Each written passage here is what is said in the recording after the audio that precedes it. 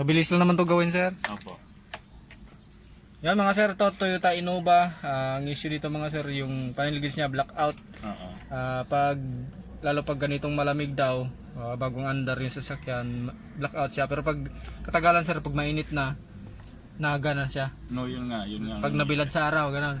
Pero ngayon medyo Tumagal na. Oo, tumagal na. Yun. Dati lumilitaw, ngayon hindi na Yan mga sir, to gawin natin tong panel gauge ng Toyota Innova, blackout issue mga sir. Yan mga sir, ito na yung panel gauge ng Toyota Innova, blackout issue mga sir. Taga dito lang din sa Imus yung mayari. Yan. Testing muna natin dito, power up muna natin dito mga sir ulit bago natin i-repair. Blackout issue siya mga sir.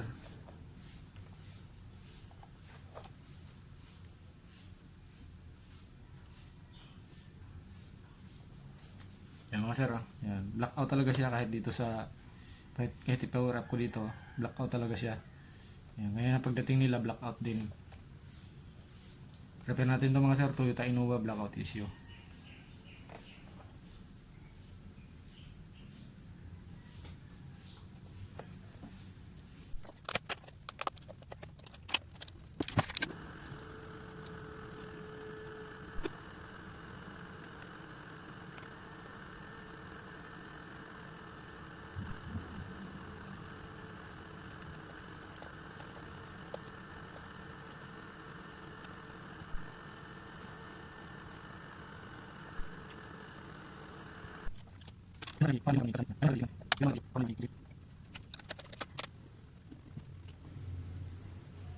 After repair mga sir, power up.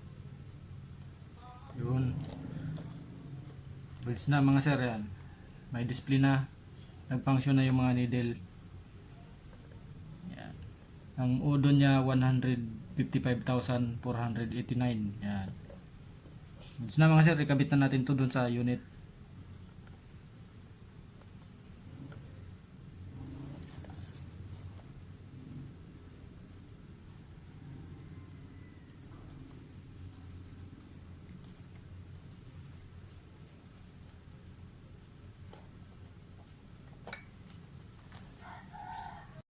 Mahirap din kasi abala rin sir pag natirik sa daan eh. Delikado, mahirap talaga. Hindi mo makita yung gasolina mo eh.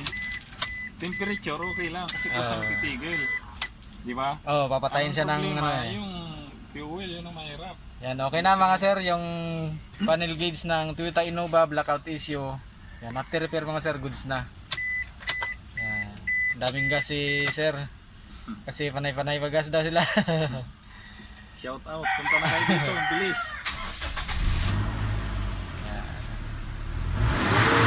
Yan sir, RPM sir. Tapos speedometer sir, gana na rin yan. Okay. Yun lang mga sir, maraming salamat. Toyota Innova blackout issue. Goods na.